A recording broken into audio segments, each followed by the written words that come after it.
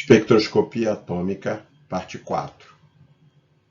Vamos agora discutir as fontes de luz para medir a absorção e também a medição da absorção e da emissão propriamente ditas.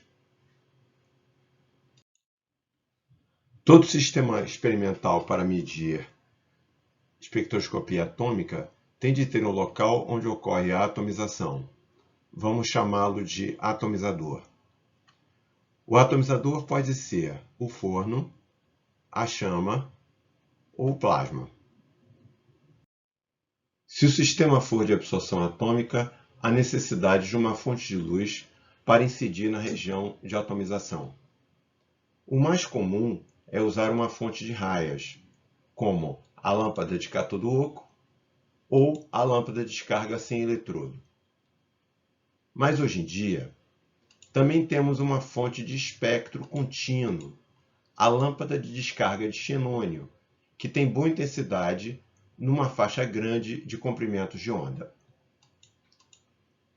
Vamos descrever com um pouco mais de detalhe as fontes de luz, que são bem diferentes das fontes usadas em espectroscopia molecular. A lâmpada de cátodo oco, LCO ou HCl em inglês, foi a fonte de luz que permitiu o surgimento da absorção atômica. O invólucro da lâmpada é feito de vidro pírex, exceto na janela superior, que é de puro quartzo, para permitir a passagem de radiação na faixa do ultravioleta. Como o quartzo e o pírex têm dilatações diferentes, entre um e outro são soldados vidros de dilatação intermediária, ocasionando as ondulações que são vistas nos invólucros das lâmpadas. Os pinos de contato elétrico para o cátodo e o anodo aparecem na parte inferior da foto. Dentro do invólucro, temos uma atmosfera rarefeita de um gás nobre, argônio ou neônio. Nesta foto em detalhe, podemos ver o cátodo oco e o anodo. O cátodo é o polo negativo, de onde vai partir a descarga elétrica de alta voltagem para o anodo, que é o polo positivo. Os átomos de gás nobre, que compõem a atmosfera rarefeita do interior da lâmpada, vão ser atingidos pelos elétrons de alta energia da descarga elétrica. Perderão alguns de seus elétrons por causa da colisão e serão ionizados positivamente. O cátion do gás nobre vai ser atraído e acelerado para a superfície do cátodo, que tem excesso de elétrons, pois é o polo negativo.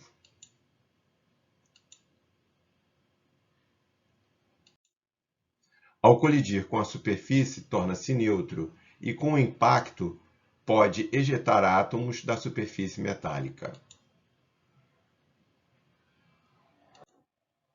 Esses átomos também serão neutros. Átomos metálicos não têm tendência de formar ânions, muito pelo contrário. Como a superfície do cátodo tem excesso de elétrons, também não há formação de cátions, mas somente a formação de átomos metálicos neutros. Assim, logo acima da superfície do cátodo, vai se formar uma nuvem de átomos neutros, que serão bombardeados tanto por baixo, pelos elétrons da descarga que vão para o anodo, quanto por cima, pelos átomos de gás nobre ionizados que vão para o cátodo oco. Resumindo, a lâmpada de cátodo oco produz as raias de emissão do elemento ou elementos que compõem o cátodo por causa da emissão dos átomos do cátodo que foram excitados por colisão depois de terem sido deslocados da superfície do cátodo. As lâmpadas podem ter cátodo de um só elemento químico, chamadas monoelementares, ou podem ter cátodo formado por ligas de dois ou mais elementos químicos, isto é, multielementares.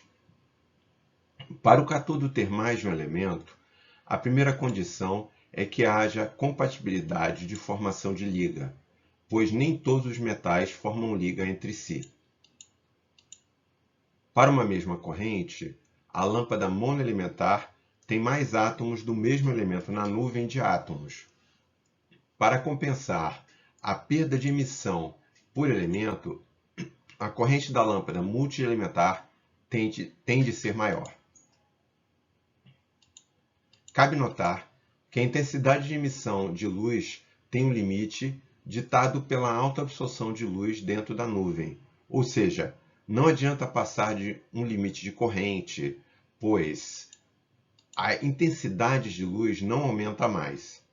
Ou seja, correntes muito altas não têm intensidade de luz correspondente. A lâmpada desgasta mais rápido e o catodo dura menos. Por isso, todos os fabricantes especificam a faixa de corrente em que a lâmpada deve trabalhar. Que depende, evidentemente, da volatilidade do elemento químico e do fato da lâmpada ser mono ou multielementar. Nesse último caso, a corrente será sempre mais alta, pois a saturação de um único elemento na nuvem, que é multielementar, só ocorrerá em correntes mais altas, e há necessidade de compensar a menor concentração de cada elemento na nuvem. Como a corrente é sempre maior, o catodo desgasta muito mais rápido e lâmpadas multielementares duram bem menos. Mas uma lâmpada multielementar de 6 elementos, o máximo que já usamos, é bem mais barata que 6 lâmpadas monoelementares. O mais sensato é ter uma lâmpada monoelementar para cada elemento que o laboratório determina, e lâmpadas multielementares de reserva para o caso de uma lâmpada monoelementar queimar ou terminar. A lâmpada multielementar pode ser usada até ser comprada e chegar outra lâmpada monoelementar. Assim, não há necessidade de ter todas as lâmpadas monoelementares em dobro, para evitar ficar sem fazer determinações e o gasto com lâmpadas monoelementares tendo lâmpadas multielementares de reserva é menor. Por gastarem muito mais rápido, as lâmpadas multielementares são geralmente então mais aconselháveis como lâmpadas de reserva. As lâmpadas de descarga sem eletrodo ou LDE. Nessas fontes de luz, a emissão de radiação acontece numa porção de sal do elemento químico que fica dentro da lâmpada de quartzo que está envolvida por uma bobina de radiofrequência.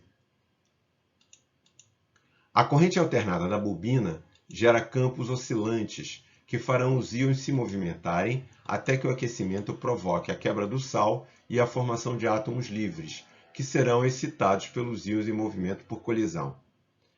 Dada a longevidade das lâmpadas de cátodo oco e seu custo mais baixo, as LDEs vão encontrar mais aplicação nos elementos químicos em que é difícil ou impossível construir cátodos, como alguns metais de transição.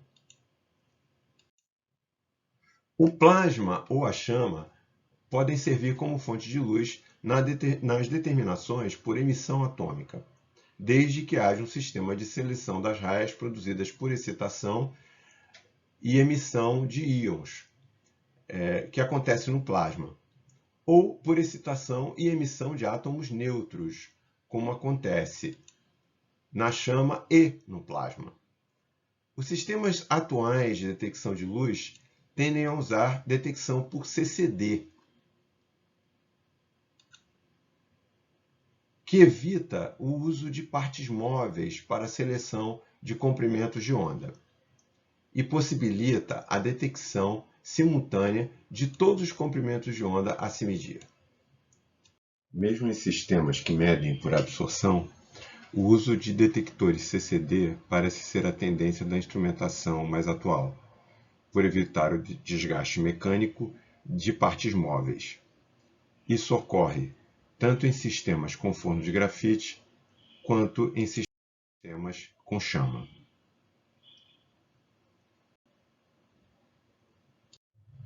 Dada a longevidade dos instrumentos, no entanto, É bastante comum ainda trabalhar com monocromadores, que permitem escolher a raia com o comprimento de onda de maior sensibilidade, usando um jogo de fendas e mudando a posição da rede de difração móvel.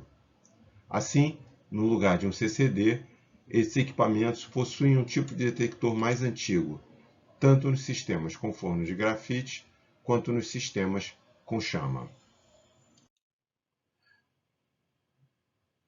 O monocromador fica dentro de uma caixa fechada para impedir a entrada de luz externa. Os equipamentos mais antigos, então, usam fotomultiplicadora.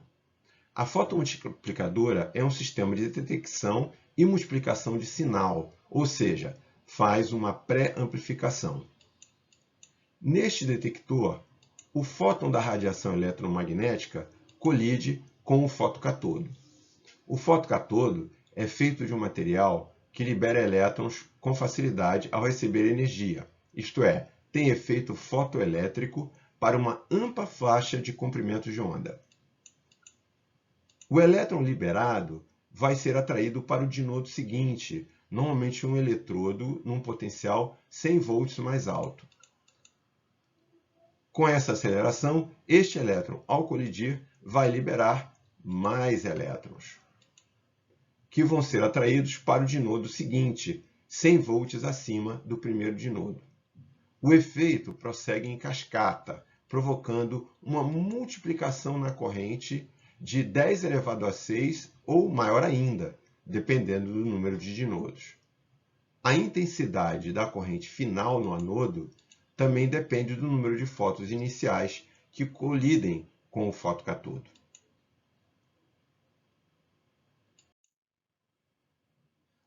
No sistema de absorção atômica, o chopper, tradução literal cortador, é um sistema simples e extremamente eficiente para distinguir o sinal da radiação proveniente da chama do sinal da radiação proveniente da lâmpada no detector.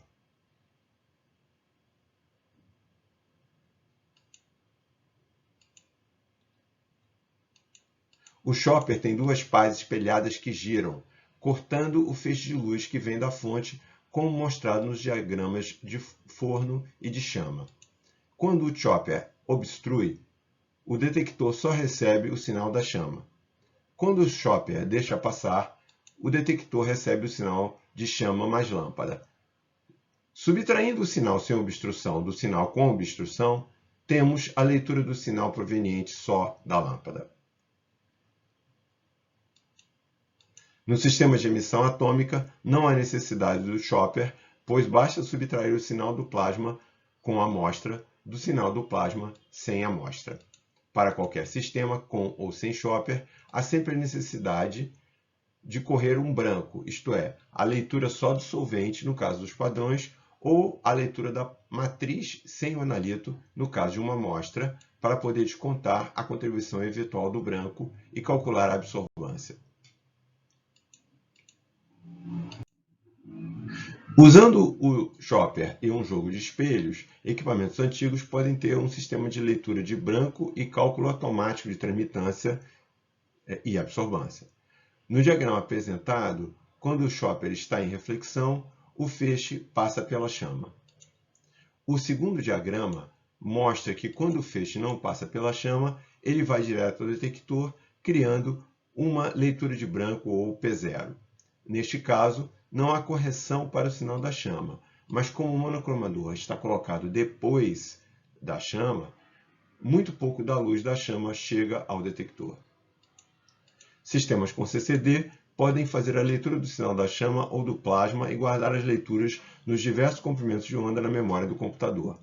O cálculo da transmitância e da absorbância é feito pelo programa que controla o sistema.